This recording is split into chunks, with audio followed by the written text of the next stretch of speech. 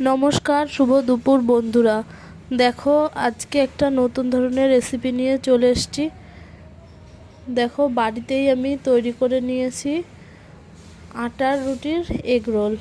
এখানে দেখো বাদাম, সস, পেঁয়াজ আর ওইটা হচ্ছে শসা খুব সুন্দর করে কেটে নিয়েছি। এবার রুটিগুলো আমি ভেজে নিচ্ছি।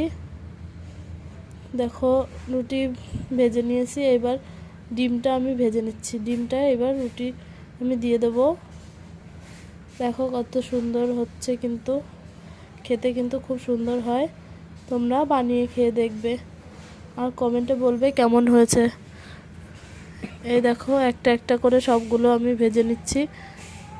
একটা কিন্তু ভাজা হয়ে গেছে আমার। এই যে আর একটা, আমি কিন্তু 3টে বানিয়েছিলাম। এই দেখো, সুন্দর করে একটা একটা করে সবগুলো আমি ভেজে নিচ্ছি। ভাজা কিন্তু আমার হয়ে গেছে। এই দেখো, এবার আমি রোলগুলোকে সাজিয়ে নেব। প্রথমেই আমি দিয়ে দিচ্ছি শসা, তারপরে দিয়ে দিচ্ছি পেঁয়াজ, কুচনো পেঁয়াজ, তারপরে একটু গোলমরিচের গুঁড়ো দিয়ে দিয়েছি। একদম কিন্তু সিম্পলভাবে বানিয়েছি। তোমরা এইভাবে বানিয়ে খেয়ে দেখবে, খেতে কিন্তু দুর্দান্ত হয়।